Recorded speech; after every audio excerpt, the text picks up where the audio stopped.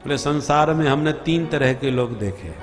एक वो हैं जो प्रेम के बदले में प्रेम करते हैं, दूसरे वो हैं कि हम तो प्रेम करेंगे ही करेंगे, तुम करो या मत करो, और तीसरे वो हैं जो किसी से प्रेम करते ही नहीं। भगवान बोले देवी मैं कुछ कहूं? हाँ बोलो। बोले तुमने जो कहा, एक प्रेमी वो हैं जो प्रेम के बदले में प्रेम करते हैं, इसको प्रेम नहीं कहते। प्रेमी हमेशा देना ही देना जानता है, लेना नहीं सीखा।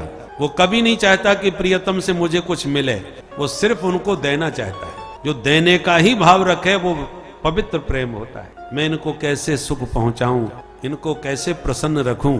जो प्रियतम के सुख में ही अपना सुख समझे उसे विशुद्ध प्रेम कहते हैं। प्रेम की परिभाषा है तत् सुख सुखित्वम। जो प्रियतम के सुख को ही अपना सुख समझे, स्वसुख की स्वप्न में भी कामना न रहे, उसको पवित्र प्रेम कहते हैं, विशुद्ध प्रेम। और प्रेम करते समय लेने का हिसाब रखे वो प्रेम थोड़ी होता है, उसे व्यवहार कहते हैं। हमने इतना दिया तो आपको भी इतना देना पड़ेगा। विवाह शादियों में लोग जाते हैं ना, तो शादी में कुछ न कुछ व्यवहार लिखा करके आते हैं, पर देते समय लेने का भी हिसाब पूरा रखते हैं कि हमने उनके विवाह में इतना दिया था, अब उनके यहां से इतना लेना है। ये व्यवहार है, प्रेम नहीं। और हम तो प्रेम करेंगे, तुम भले ही मत करना। ऐसे प्रेमी संसार में सिर्फ माता पिता ही देखे जाते हैं। अपने बच्चों से बेहद प्रेम करते हैं माँ बाप, जन्म देते हैं, लालन पालन करते हैं, पढ़ाई लिखाई कराते हैं, अपना खून पसीने का धन सब कुछ लगा करके उनको पढ़ाते हैं कि कोई ऊंचा पद इसे प्राप्त हो जाए, कोई पढ़ लिख के कुछ बन जाए। अब जहां ऊंचे पद पर बच्चा पहुंच गया पढ़ लिख करके, तो गारंटी नहीं वो भी मैया बाप को वही प्रेम देगा। कई ऐसे भी केस आते हैं कि बड़े पद पर पहुंचने के बाद बाप को भी पहचानने से इनकार कर दिया, पहचानते भी नहीं मैया बाप को ठीक से। तो बेटा प्रेम करे या न करे, पर माता पिता बहुत प्रेम करते हैं, ये दूसरे नंबर के। पर जो दुनिया में प्रेम करते ही नहीं, ऐसे लोग 4 तरह के होते हैं। आत्माराम, आप्तकाम, अकृतज्ञ और गुरुद्रोही। ये 4 लोग हैं जो किसी से प्रेम नहीं करते। 2 उत्तम हैं, 2 अधम। उत्तम कौन है? आत्माराम। आत्माराम माने जो अपने आत्म स्वरूप में ही रमण करे, निज लाभ तुष्ट है। निजानंद में जो मस्त रहता है, वो महापुरुष अपने शरीर से ही प्रेम नहीं करता, तो तुमसे हमसे किसी से क्या प्रेम करेगा? बहुत से ऐसे सिद्ध महात्मा हैं जिनको अपने शरीर का भान ही नहीं रहता, वो किसी से प्रेम नहीं करते, किसी से कोई मतलब नहीं। विद्यार्थी जीवन में हमने वृंदावन में एक महात्मा देखे, परिक्रमा मार्ग में एक पत्थर पर बैठे रहते थे, अवधूत, केवल एक कंबल लपेटे रहते थे। गर्मी कितनी भीषण पड़ रही हो, सर्दी कितनी भयंकर हो रही हो, बरसात कितनी भी भयंकर हो रही हो, हमने उस महात्मा को इधर से उधर आते जाते, घूमते फिरते, नहाते धोते कभी नहीं देखा, बस वहीं पड़े रहते थे अवधूत। और 20 वर्ष तक देखे, 1-2 दिन की बात नहीं, 20 वर्ष हम लोगों के दृष्टि में रहे। और कोई सहानुभूति लेकर के कोई फल उनके पास ले जाता, कोई कुछ चुपचाप रख के चला जाए तो कुछ नहीं बोलते थे। और तुमने उनसे बात करने की कोशिश करके बाबा कुछ खा लो, तो इतनी भयंकर गाली दे करके चिल्ला के पड़ते थे कि दोबारा आपकी हिम्मत न पड़ेगी बाबा से बात करने की। एकदम पागल जैसे, जैसे मारी डालेंगे।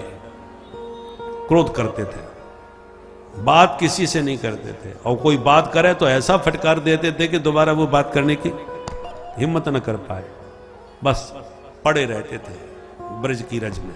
तो बड़े आश्चर्य की बात है कि कैसे खाते थे, क्या खाते थे, कैसे जिंदा रहते थे। 20 वर्ष तक हम लोगों ने देखा, और न सर्दी का प्रभाव, न गर्मी का प्रभाव, न बरसात का प्रभाव। उनके पास संग्रह के नाम पर सिर्फ एक कंबल था, इसके अलावा हमने और कोई वस्तु उनके हाथ में नहीं देखी।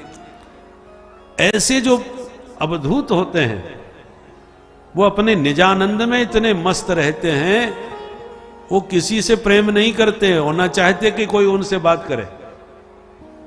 कोई बात करने आवे तो पत्थर मार के भी भगा देते थे।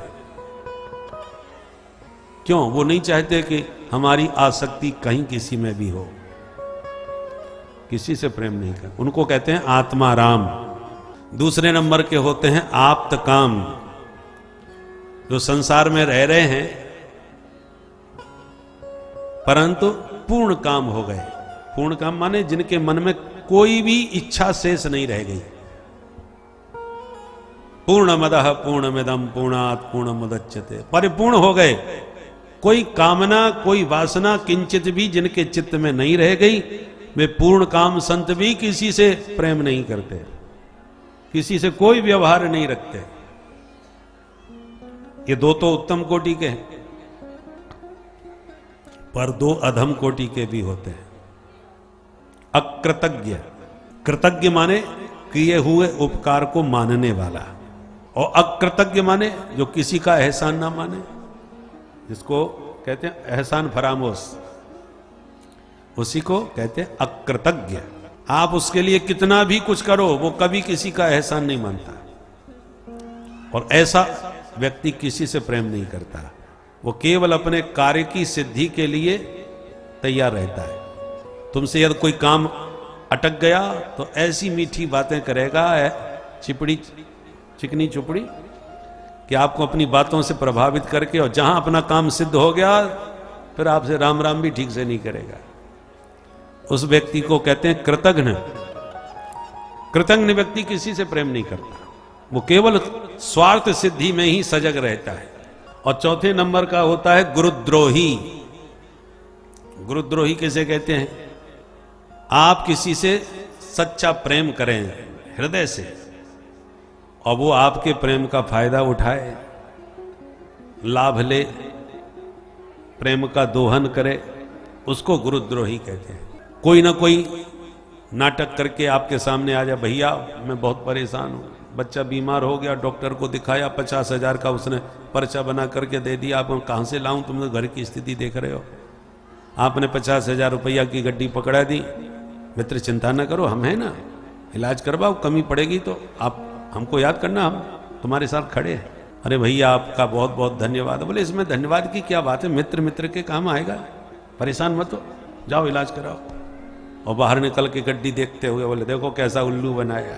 तो एक व्यक्ति तुम्हें दिल से चाहता है, सच्चा तुमसे प्रेम कर रहा है, और तुम उसके प्रेम का दोहन कर रहे हो, फायदा उठा रहे हो, उसे बेवकूफ बना रहे हो, मूर्ख बना करके पैसा झटक रहे हो, ऐसा व्यक्ति होता है गुरुद्रोही।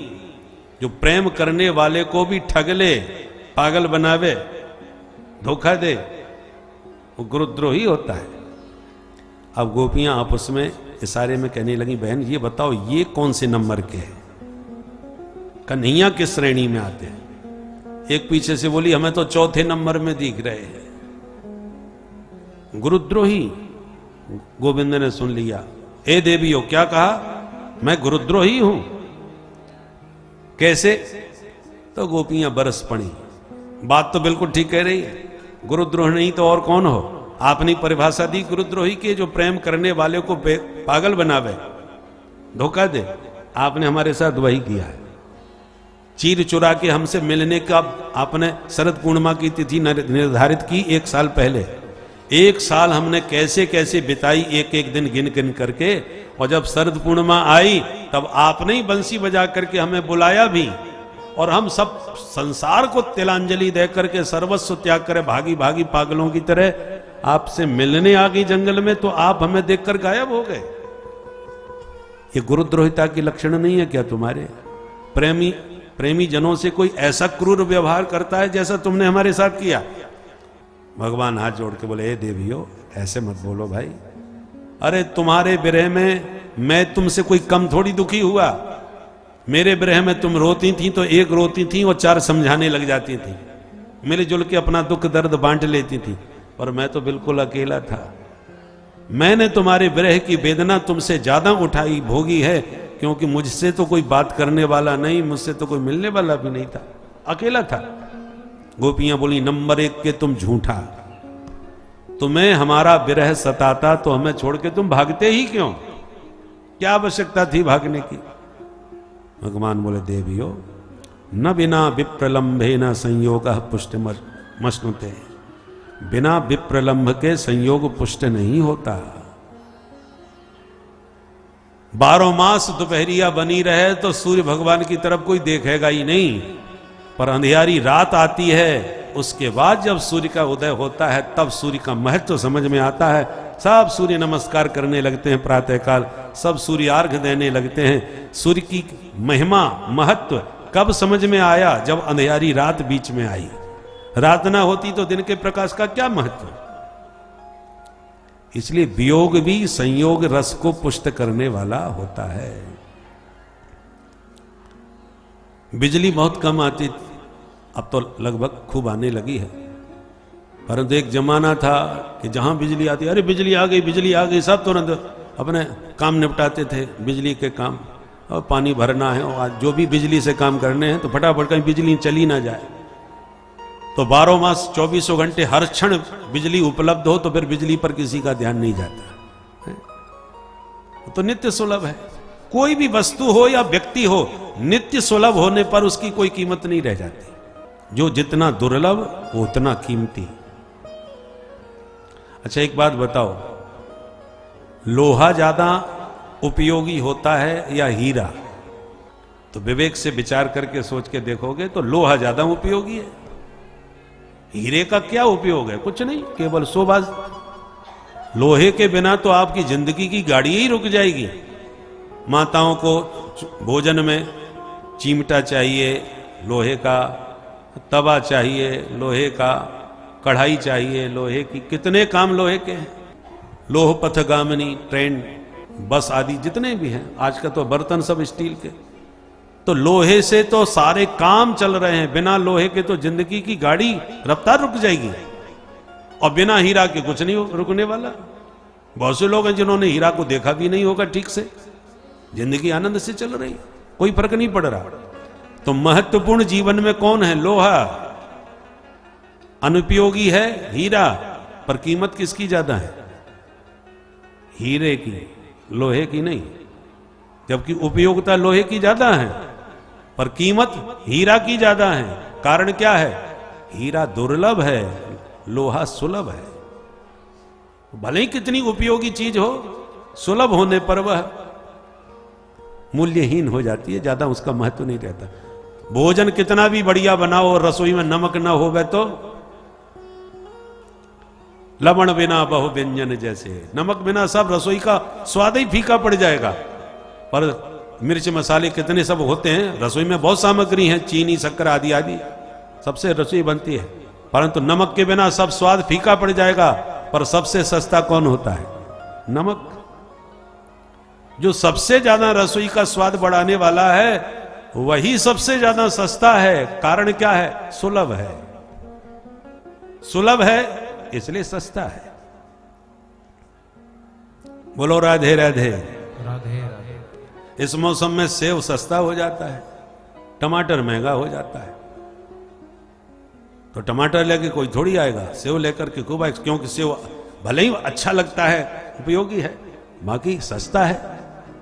तो भैया जो भी चीज है, जो जितनी सस्ती होगी, मूल्य सुलभ होगी, उतनी ही मूल्यहीन होगी।